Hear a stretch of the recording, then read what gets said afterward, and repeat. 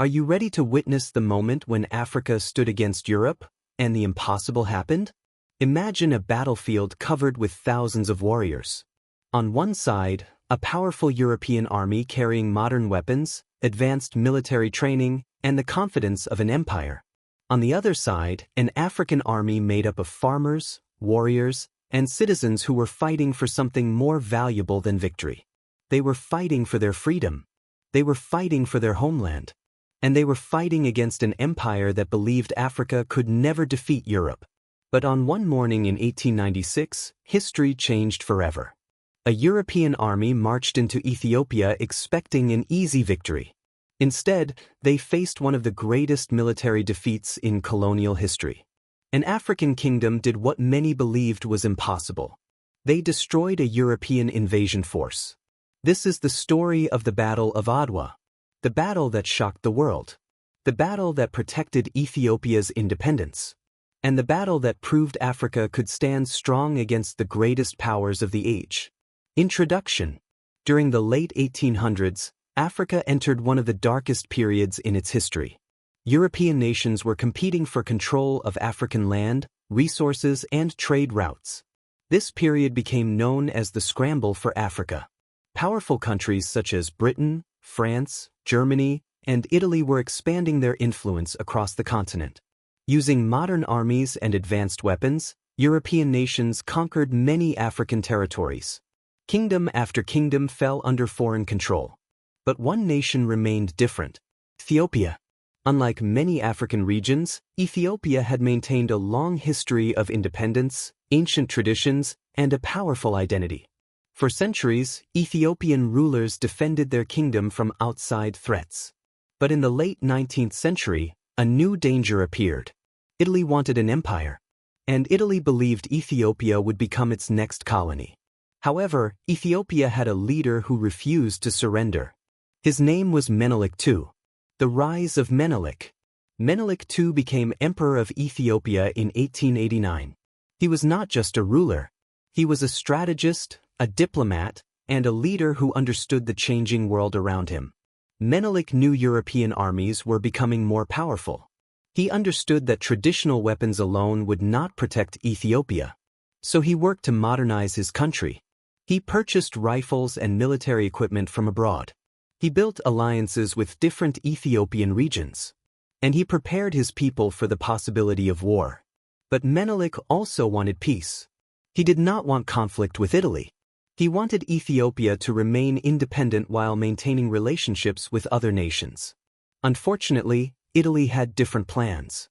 The Italians believed Ethiopia was weak. They believed their European technology would guarantee victory. They believed Africa could not defeat them. This confidence would soon become their greatest mistake. The treaty that started the conflict. The conflict between Ethiopia and Italy began with a disagreement over a treaty. In 1889, Ethiopia and Italy signed the Treaty of Wuchale. Both sides believed they understood the agreement. But there was one major problem. The Ethiopian and Italian versions had different meanings. Italy claimed the treaty made Ethiopia a protectorate under Italian control. Menelik II strongly rejected this idea. He refused to give up Ethiopia's independence. He sent a clear message. Ethiopia would not become another colony. Italy saw this rejection as a challenge. Instead of accepting Ethiopia's independence, Italian leaders decided to use military force. They began moving troops toward Ethiopian territory. The road to war had begun. Neither side knew that this conflict would create one of the most famous victories in African history. A battle that would echo across generations. A battle where Africa would prove that independence could be defended. The stage was set. The armies were preparing. And soon, the mountains of Adwa would become the place where history was rewritten. Ethiopia prepares for the storm. As tensions between Ethiopia and Italy continued to rise, Emperor Menelik II understood that a war was becoming unavoidable. But Menelik knew something important. A country cannot win a war with weapons alone. It needs unity. At that time, Ethiopia was not a single simple region. It was made up of different kingdoms, ethnic groups, and powerful local leaders who had their own histories and traditions. Bringing them together would be one of Menelik's greatest challenges. But he understood that if Ethiopia fought as separate groups, Italy could defeat them one by one. If Ethiopia stood together, it could become a force powerful enough to challenge a European empire. So Menelik began calling leaders from across Ethiopia to join the fight. His message was clear. This was not only the emperor's war. This was the fight of every Ethiopian who wanted to protect their homeland. The power of unity. Across Ethiopia, people answered Menelik's call. Farmers left their fields. Warriors prepared their weapons. Communities provided food, supplies, and support for the growing army. Thousands of people traveled long distances to join the emperor. They were not all professional soldiers. Many were ordinary citizens who understood that their future depended on what happened next. The Ethiopian army became one of the largest forces ever assembled in African history at that time. More than 100,000 fighters gathered under one banner. Among them were experienced warriors, skilled commanders, and soldiers who had trained for the coming battle. But Ethiopia's strength was not only in numbers. It was also in leadership. Menelik was supported by talented commanders who understood warfare and the Ethiopian landscape. One of the most important figures was Empress Taytu Betul. She was not simply the wife of the emperor. She was a powerful political leader and military advisor. She encouraged resistance against Italy and played an important role in Ethiopia's strategy. Italy's confidence and big mistake. While Ethiopia prepared, Italy believed victory was almost guaranteed. Italian leaders looked at the situation through the eyes of European imperial power. They believed their modern army, advanced weapons, and military experience would defeat Ethiopia quickly. They underestimated the Ethiopian people. They believed African armies could not match European forces. This belief was common among many European powers during the colonial era. But Italy was about to discover that determination and strategy could be more powerful than confidence. The Italian army was led by General Oreste Baratieri. He commanded thousands of trained soldiers equipped with modern rifles and artillery. Italy had strong military technology. But they faced challenges. They were fighting far from home. They did not fully understand the Ethiopian terrain. And they underestimated the ability of Ethiopian commanders. The mountains, valleys, and difficult landscapes of Ethiopia would become a major advantage for Menelik's forces. The march toward Adwa. As 1896 began, both armies moved closer to a final confrontation. The Italian army advanced deeper into Ethiopian territory.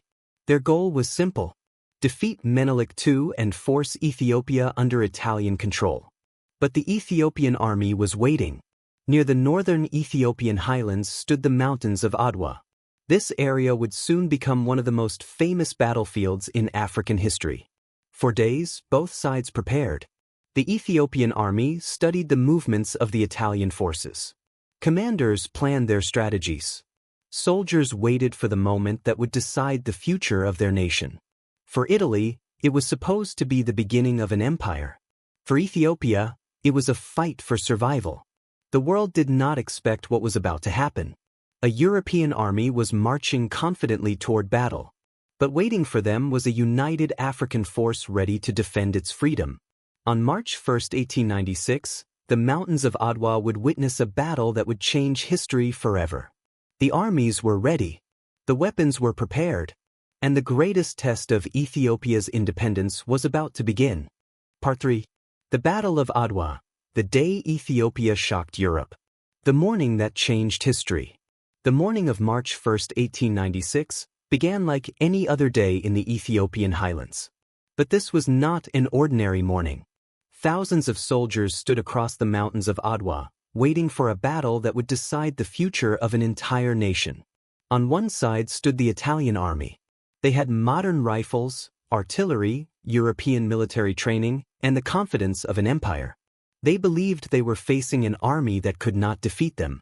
On the other side stood Ethiopia, an army made up of warriors from different regions, united by one purpose.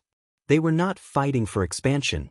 They were fighting for their independence, for their families, for their homeland. The Ethiopian forces were commanded by Emperor Menelik II and supported by skilled leaders who understood the battlefield. They knew the land. They knew their enemy. And they were ready. The Italian army believed they were marching toward victory. But they were actually walking into a disaster. Italy's plan falls apart. General Oreste Baratieri, the Italian commander, had a difficult decision to make. His army was positioned in unfamiliar territory. The Ethiopian forces were larger than expected. But Italian leaders in Europe wanted victory. They wanted proof that Italy could become a powerful colonial empire. Under pressure, Baratieri decided to move forward. The Italian plan was based on dividing their forces into separate groups and advancing toward Ethiopian positions. But the Ethiopian commanders quickly recognized the danger. The mountains around Adwa created a difficult battlefield. The Italian units became separated. Communication became harder. The terrain that was supposed to help their advance became a trap. Meanwhile, Ethiopian forces moved with speed and coordination. Menelik II and his commanders had gathered information about Italian movements. They waited for the right moment. And when that moment arrived, Ethiopia attacked. The Ethiopian attack begins. As the battle erupted, thousands of Ethiopian warriors moved across the battlefield. The sound of gunfire filled the mountains. Artillery explosions echoed through the valleys. The Italian soldiers fought with determination, but they were facing an enemy they had seriously underestimated. The Ethiopian army attacked from multiple directions. Their commanders used the landscape to their advantage. They surrounded Italian positions and created confusion among enemy forces. Many Ethiopian soldiers carried traditional weapons, including spears and swords. But thousands also carried modern rifles, which allowed them to compete against Italian firepower. The Ethiopian forces fought with incredible determination. They knew this battle represented something much bigger than a military victory. A defeat would threaten their independence. A victory would prove that Ethiopia could defend itself against a European empire. As the fighting continued, the Italian army began losing control of the battlefield. Their organized formations started breaking apart. The confidence they carried into Adwa began disappearing. The collapse of the Italian army. The battle became a complete disaster for Italy. Italian units were overwhelmed. Thousands of soldiers were killed, wounded, or captured. The Ethiopian army had achieved what many believed was impossible. They had defeated a modern European military force. The defeat shocked Italy and the rest of Europe. News of the battle spread around the world. A European colonial army had been destroyed by an African nation. For Italy, Adwa was a humiliating loss. For Ethiopia, it was one of the greatest victories in its history. The battlefield of Adwa became a symbol of courage, strategy, and national unity. But the story of Adwa was not only about weapons and soldiers. It was about a nation refusing to surrender its freedom. The human side of the victory. Behind every battle are human stories. The soldiers at Adwa were not just numbers. They were fathers, sons, brothers, and citizens.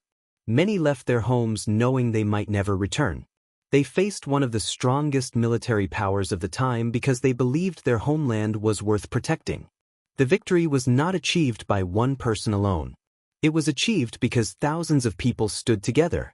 Farmers became soldiers. Different regions became one army. A divided nation became united. And together, they created a moment that would inspire generations. The Battle of Adwa became more than a victory. It became a message. A determined people can defend their freedom, even against a powerful enemy. Part 4. The victory that changed Africa forever. The world reacts to Adwa. The news of Ethiopia's victory at Adwa traveled quickly across the world. For Italy, it was a national humiliation. A European power had entered Africa expecting an easy conquest, but instead suffered one of the most shocking defeats in colonial history.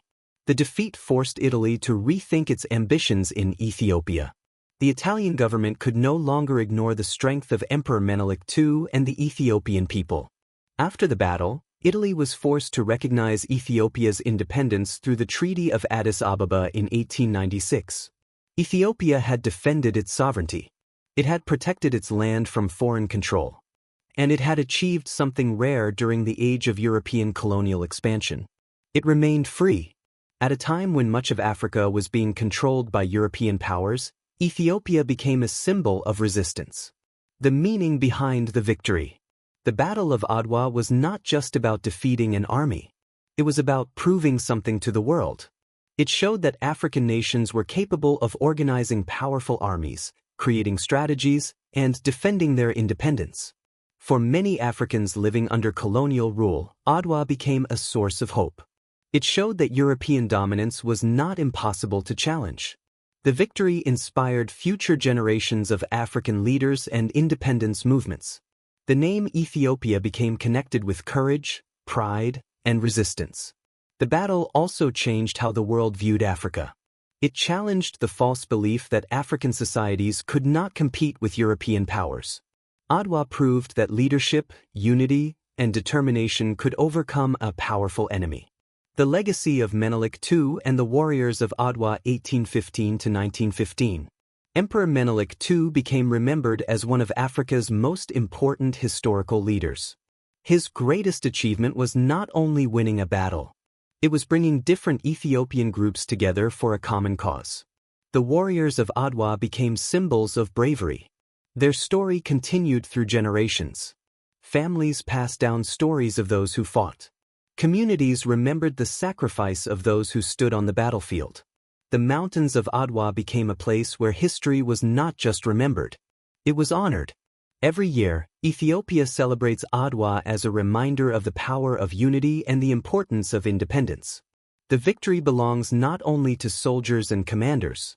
It belongs to every person who contributed to defending Ethiopia's future. Powerful ending. More than a century has passed since the Battle of Adwa. But its message remains powerful. A nation united by purpose can overcome incredible challenges. A people determined to protect their freedom can change history. On March 1, 1896, Ethiopia did not just defeat an army.